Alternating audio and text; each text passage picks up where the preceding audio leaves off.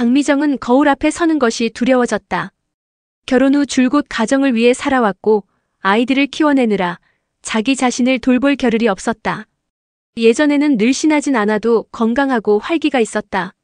하지만 어느 순간부터 몸이 낯설게 변하기 시작했다. 배 둘레는 점점 두꺼워지고 손발은 무겁게 느껴졌으며 무엇보다 이상하게도 멈추지 않는 식욕이 그를 괴롭혔다. 배가 부른데도 또 무언가를 찾게 되는 자신이 낯설고 두려웠다. 처음에는 단순히 스트레스 때문이라고 생각했다. 아이들이 자라 독립하고 나니 마음의 공허함을 달래기 위해 자꾸 무언가를 먹는다고 여겼다. 하지만 이상했다. 아무리 다짐을 해도 음식 앞에서 무너지는 자신을 막을 수 없었다. 냉장고 문을 열고 과자를 뜯고 늦은 밤에도 배달을 시키는 일이 반복되었다. 그럴 때마다 그녀는 눈물을 삼켰다.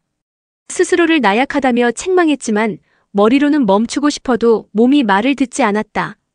그러던 어느 날 건강검진 결과는 그녀를 더욱 충격에 빠뜨렸다. 혈압은 높아졌고 혈당 수치는 위험 경고 수준이었다. 의사는 담담히 말했다.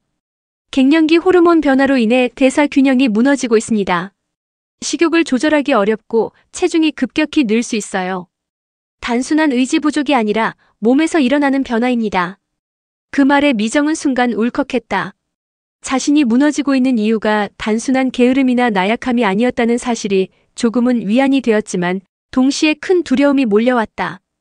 호르몬이라는 보이지 않는 적이 자신을 조종하고 있다니 마치 배신당한 기분이었다. 평생 자신을 지탱해주던 몸이 이제는 자신을 괴롭히는 덫이 되어버린 것이다. 집으로 돌아온 그녀는 거실 불을 끄고 홀로 앉아 깊은 생각에 잠겼다. 젊었을 때는 조금 많이 먹어도 살이 찌지 않았고 하루 종일 움직여도 지치지 않았다. 하지만 지금은 작은 계단 몇 개만 올라가도 숨이 차고 거울 속 몸은 더 이상 익숙하지 않았다. 나는 왜 이렇게 변해버린 걸까? 내 인생의 절반이 이렇게 무너져야 하는 걸까? 그녀의 가슴은 답답하게 조여왔다. 며칠 뒤 오랜 친구 선영을 만났다. 선영 역시 갱년기를 겪고 있었다. 그런데 놀랍게도 선영은 예전보다 더 활기차 보였다. 미정은 조심스레 물었다. 너는 어떻게 그렇게 밝아 보여? 나만 이렇게 무너지는 걸까? 선영은 미소를 지으며 말했다. 나도 한때는 너처럼 힘들었어. 먹는 걸 멈출 수 없었고 몸은 무겁게 불어났지. 그런데 내가 알게 된 건 호르몬 변화는 피할 수 없지만 내가 대처하는 방법에 따라 삶이 달라진다는 거였어. 선영은 규칙적인 운동과 식습관 관리, 무엇보다 스스로를 탓하지 않는 마음가짐이 중요하다고 말했다. 우리 몸이 배신한 게 아니야. 신호를 보내고 있는 거야. 이제는 전처럼 살 수 없다는 걸 알려주는 거지. 이 신호를 받아들이고 나한테 맞는 길을 찾아야 해. 그 말을 듣는 순간 미정은 눈물이 핑 돌았다. 그동안 자신을 나약하다고만 생각했지 몸이 보내는 신호에 귀 기울여 본 적은 없었다. 호르몬은 분명 그녀의 삶을 흔들어 놓았지만 그것이 끝을 의미하는 건 아니었다. 이제는 새로운 방식으로 자신을 돌보고 받아들여야 할 시간이었다. 다음 날 미정은 오랜만에 운동화를 꺼냈다. 무겁게 느껴지는 발걸음을 억지로라도 옮겼다.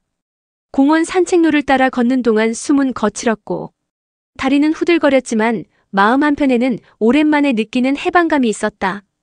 작은 변화였지만 그 작은 걸음이 무너진 자신을 다시 일으키는 시작이 될 수 있다는 희망이 피어올랐다.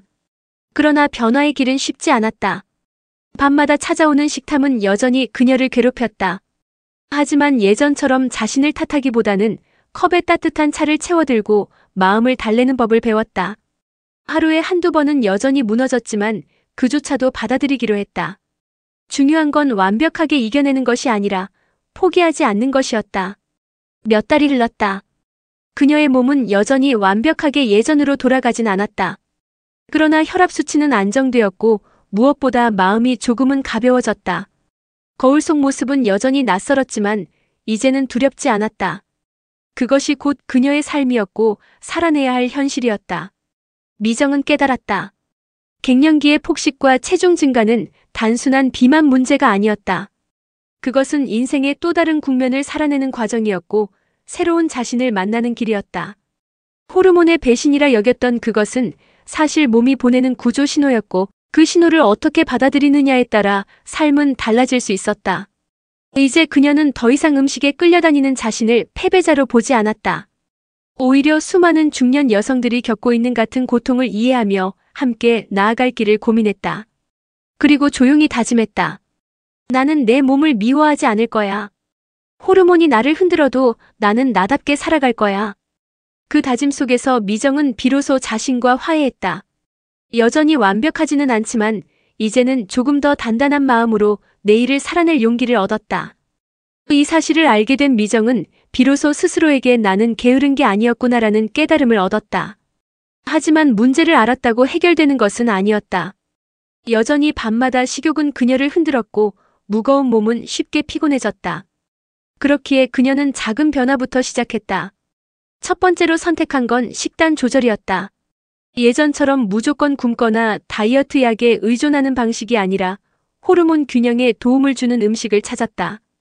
콩과 두부 같은 식물성 에스트로겐이 풍부한 음식, 혈당을 급격히 올리지 않는 통곡물, 신선한 채소와 단백질을 조금 더 늘려나갔다. 대신 단 음식과 가공식품은 서서히 줄였다. 하루아침에 바꾸려 하지 않고 한 끼씩 천천히 대체하는 방식이었다. 두 번째로는 운동이었다. 젊었을 때처럼 무리한 운동은 도리어 관절에 무리를 줄 수 있었다. 그래서 가벼운 걷기부터 시작했다. 매일 20분이 목표였다. 땀을 조금 흘릴 정도로만 걸어도 그녀는 마음이 한결 가벼워졌다. 몇 주가 지나자 그녀는 걷기뿐 아니라 가벼운 근력 운동도 시도했다. 근육은 대사를 높이고 체지방을 태우는데 큰 역할을 하기 때문이다. 세 번째로는 마음 관리였다. 갱년기 비만은 단순히 몸의 문제가 아니었다. 무너지는 자존감과 고립감, 우울이 식탐을 더 부추겼다. 그래서 그녀는 선영과 같은 친구들과 자주 만나 이야기를 나누며 마음을 나눴다. 가끔은 일기를 쓰며 오늘 하루 잘한 일을 기록했다. 밤에 과자 한 봉지 대신 사과를 먹었다. 오늘은 30분 걸었다. 그런 작은 성취가 쌓이며 그녀는 자신을 칭찬하는 법을 배웠다. 의학적으로도 갱년기의 체중 증가는 심혈관 질환, 당뇨, 고혈압, 지방간 등 수많은 합병증으로 이어질 수 있다는 사실을 알게 되면서 그녀는 더욱 단단히 다짐했다. 이건 단순히 예뻐 보이기 위한 싸움이 아니야. 내 생명을 지키기 위한 싸움이야.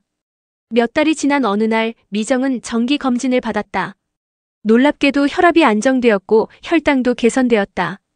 체중은 예전처럼 확 줄어든 건 아니었지만 몸은 훨씬 가벼워졌고 무엇보다 그녀의 눈빛에는 다시 살아가려는 힘이 깃들어 있었다. 거울 앞에 선 그녀는 여전히 예전의 날씬한 모습은 아니었지만 마음은 전과 달랐다. 호르몬이 나를 흔들어도 나는 무너지지 않을 거야. 나는 여전히 나답게 살아갈 거야. 그것은 의지의 문제가 아니라 삶의 자연스러운 과정이라는 것, 그리고 이 과정을 받아들이고 조금씩 자신을 돌보는 순간 우리는 여전히 새로운 희망을 만들어갈 수 있다는 것이다.